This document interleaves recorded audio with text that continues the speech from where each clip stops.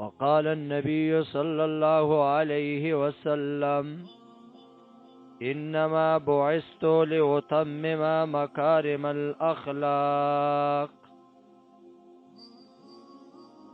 وقال النبي صلى الله عليه وسلم خصلتان لا يجتمعان في منافق حسن صمت والفقه في الدين. دا الله جل شانه ډیر زیات انعامات او احسانات دي چې زمنګ او استاسو تړون، زمنګ او استاسو ربط او تعلقي د یو څو منټونو، د یو څو وختونو او د یو څو غنټو د پاره د دینی مجلس سره او د دینی محفل سره راوستو. دا د الله جل شانه خصوصي مهرباني وا چې په منګ باندې وشوه. نن منګ با په دې مختصر یو څو منټه خبرو کې په دې باندې بحث کو چې نبی علیه الصلاۃ والسلام په خپل معاشره کې خپل مخاطبین د الله جل شانه په طرف باندې په کومه طریقه باندې آغا متوجه کړیو او هغه د خپل مجلس زینت او خایس ګرځولې وو. اصل کې نبی علیه الصلاۃ والسلام معلم دنیا ته راغلیو، یو استاد په حیثیت باندې راغلیو، د یو معمار په حیثیت باندې راغلیو چې د کائنات د دې دنیا د خلقو چې کم عقایدو، کم نظریې وي، کم سوچونه او فکرونه، کم معاشره وا، کم سیاستو، کم حکومتو، کم چره عدالتو، داغوی معاملاتو، هغه ټول د اسلامی، هغه ټول د الهی قانون عکس او الټا روانو. د دې وجنه نبی علیه الصلاۃ والسلام دنیا ته د دې دنیا دورانو نقشو د سمولو او د جوړولو د لپاره الله را لېږلو. نبی علیه الصلاۃ والسلام ته الله جل شانه لوی اخلاق ورکړیو. په قران کریم کې، په احادیثو کې چې موږ د نبی علیه الصلاۃ والسلام سیرت مطالعه کو، د نبی علیه الصلاۃ والسلام صفات مطالعه کو، نو موږ ته د قران کریم आवाज دارا کوي چې د نبی علیه الصلاۃ والسلام صفت الله جل شانه کړي و انک لعلی خلق عظیم. اے پیغمبر ته د اخلاق په اعلی مرتبه باندې، په یو چته مرتبه باندې، په یو لوی شان باندې، او نبی علیہ الصلوۃ والسلام چې خپل منصب او خپل حقیقت خلقو ته وی نفاغي کې وی انما بعثت لاتمم مکارم الاخلاق. زه دنیا ته د دې لپاره را لېږلی ما چې په دې دنیا کې د اخلاقو چې هغه کم قالب او حقیقت ته هغه خلق وران کړی دی، زه هغه پوره کول غواړم او هغه مزین کول غواړم. یعنی د دې لپاره چې د اخلاقو اعلی مرتبه او په اعلی حقیقت باندې خلق فائز شي. نبی علیہ الصلوۃ والسلام د ترمذی روایت کې دا غنه نقل شوی دی. نبی علیہ الصلوۃ والسلام دا هم فرمایلی دي چې خصلتان لا یجتمعان فی منافقین. دو خصلتونه دي چې دا نه را جمع کیږي په منافق کې، یعنی دا صفتونه منافق نشي حاصلولی. حسن صمت والفقه فی الدین، خیسته اخلاق او د دین پویا. د دې وجنه اسنه چې موږ د دې حدیث مصداق شو او زمنګ اخلاق قرآنی جوړ نشي، زمنګ اخلاق نبوي جوړ نشي. نو نبی علیہ الصلوۃ والسلام وی چې د چا اخلاق قرآنی نه، د چا اخلاق نبوي نه، نو هغه دا صفت کی او دا حالات چې چا کې نشي جمع کېدی، دا منافقي. نو د دې وجه نه خبره ته لږ شان توجه کوئ. د اخلاق تعریف مدارج السالکین کی حافظ ابن قیم سے ابدا سے کڑے التخلی من الرذائل والتحلی بالفضائل. ډیر مختصر الفاظو کې التخلی من الرذائل د ټولو بیکار خصلتونو نه، بیکار سوچونو نه، بیکار فکرونو نه خپل ځان خالی کول.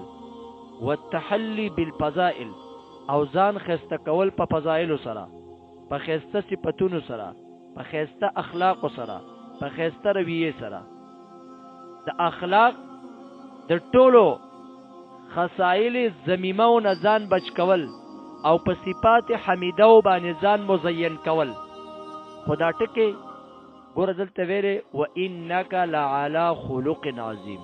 یو خلق دی، یو خلق دی، دې کې لږ فرق شته.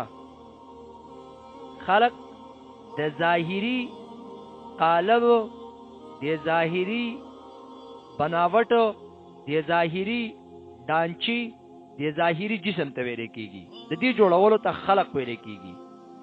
او د انسان اندرونی معنوي روحانی حقیقی انسان ته هغه خلق ویل کېږي.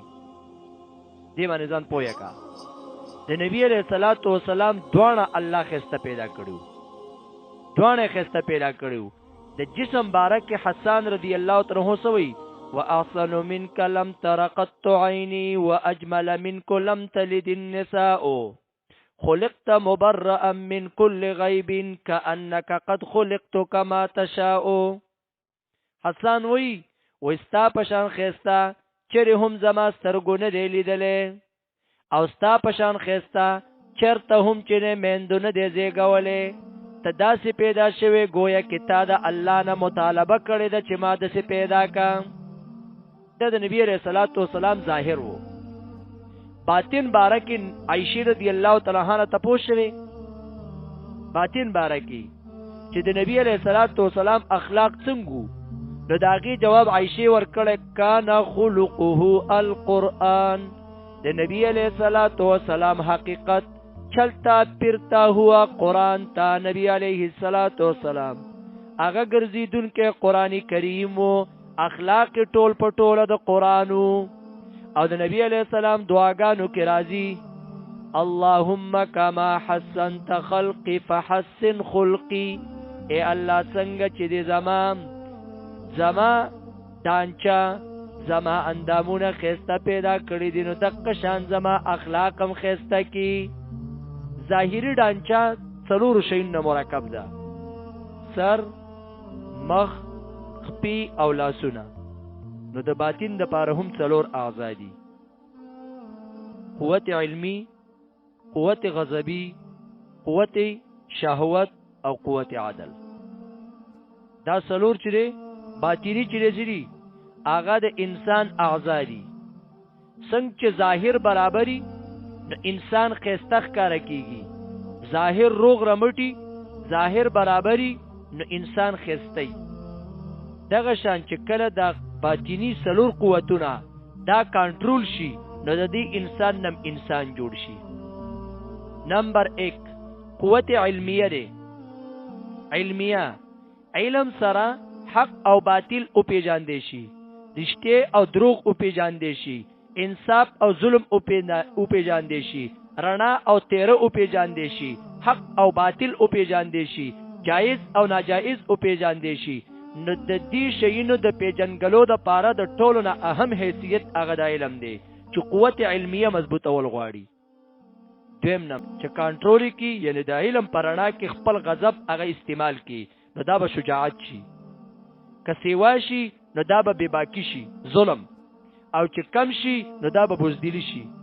علی رضی الله تعالی عنہ کافر را غورځول لري، په سینه ورته ناسته هغه پلاړ نه ټوکلی. نو هغه سره خپل غضب د خپل انتقام د بدلو اغستلو چې څه پیدا شو، هغه فکر پیدا شو، ډایرکټ راکو شو و یاره جی اوس زما طاقت او قوت چې دا اوس په غلط ځکه استعمالېږي، دا په غلط ځکه نه استعمالوم، واپس ترانه راکو شته. نبی علیہ السلام وی من ابغض لله، چا چې د الله لپاره بغض وکړو او د الله لپاره غصه خپل استعمال کړه، دقه فقد استكمل الايمان خبره چې فقد استكمل الايمان، دا چې سره اصل کې د ایمان کمال ته چې رسیږي د غضب په کنټرول کول، د دام کنټرول کول پکار دي، دام د علم پرانا کې دي.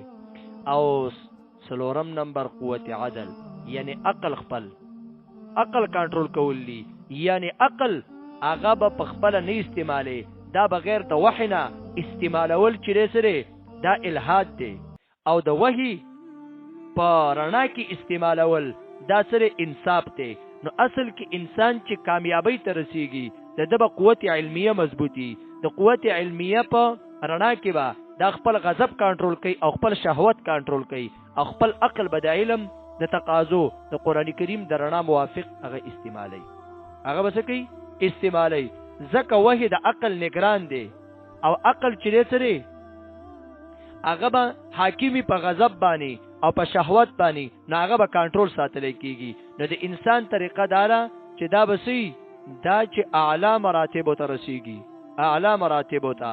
نو علم د علم پرانا کې به عقل کار کوي او عقل او علم بدوانه قوت غضبیه او قوت شهوانیه کنټرول کوي، دا به کنټرول کوي. نو انسان بس کیږي د صفای په سیټ باندې جی خدا چې کنټرول کیږي دا قرآن نه بغیر نه کیږي. قرآن د ټولو د پاره چې سره هغه د اکمال حیثیت لري چې دا ټول په برابرې او سیده کې. لکه ګوره هغه یو د عربی چې سره معقوله ده، ویل کل شیء ثقالته وثقالة القلوب ذکر الله. د هر یو شی د پاره رګمال وی او رګمال د زړونو چې هغه ذکر د الله لري. ذکر انا نحن نزلنا الذکر وانا له لحافظون. قرآن کریم د الله تر طرف نه ذکر راغلی دی او الله وی د دې ذکر ز حفاظت کوم. الا بذکر الله تطمئن القلوب. نو د دې وجنه دي چې په بنده کې راشي نو بنده ډیر اعلی مراتب وتا او اعلی درجو ته رسي. وان قل عمله وعلمه. اگر که د دې سړي عمل کم دی او علم کم دی خو چې دا څلور صفاتونه ورپکې. نمبر 1 الحلم صبر، والتواضع تواضع، والسخاء سخاوت، وحسن الخلق خيستا اخلاق، وهو كمال الايمان. وحسن الخلق وهو كمال الايمان، دا کمال د ایمان دی. علماء کرام ذکر کوي دا سې لګ نقطې په شکل. علماء کرام ذکر کوي وای د اخلاق یو نمبر ده 1 حسن او جمال او خایس د دې وسره یو صفر سیوا کا نو څو شو 10. او چې مال ورسره نو د دې وسره یو بل صفر سیوا کا نو 100. او چې نسب ورسره نو د دې وسره یو بل صفر سیوا کا نو 1000. د دې انسان 1000 مرتبه شوي، 1000 درجه شوي.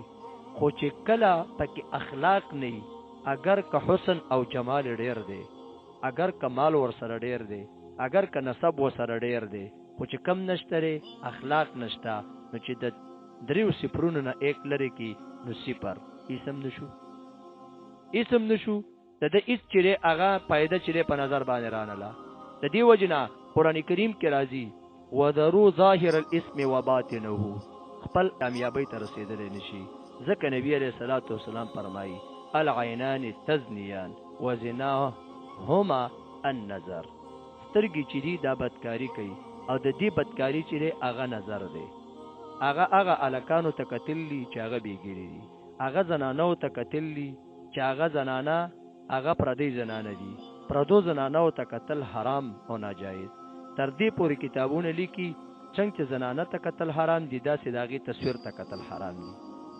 د دې وجنه منګ او تاسو چې خپل ځان کامیابول غواړو، په ځان کې اخلاق راوستل غواړو، نو خپل ظاهری او باطینی ټول اندامونه بسکو هغه به کنټرول کو. لاس په کنټرول کو، خپې به کنټرول کو، دارنګ دماغ به کنټرول کو، سوچ او فکر به کنټرول کو. زمونږ استاد خایس هغه براشي ابراشي. دا شیخ عبدالقادر جیلانی یو روایت را نقل کړی دی، دا وسره واورئ. دې کې ډیر زیات کشش دی، حدیث قدسی دی. نبی علیہ الصلوۃ والسلام فرمایي، الله جل شانو فرمایلی اذا اغلق العبد الابواب وارخى الاستار وخلا بمعصيه الله يقول الله تعالى يا ابن آدم اجعلتني اهون الناظرين اليك. اذا اغلق العبد الابواب کله چې بنده دروازې بندي کی وارخل الاستار او دارنګ پردې چې دی هغه را کوزي کی وخلا بمعصیت الله او د الله په نافرمانی کې شروع شي یقول الله الرب الله جل شانو فرمای ابن آدم اے د ادم بچوړیا اجعلتنی اهون الناظرین الیک آیا پټولو تماشګیرو کې تر تزه چې د سپخ کارما او زره ته کمزور ښکارم نو د دې وجنه د خپل ځان د کنټرول او د خپل ځان د سمولو کوشش وکړو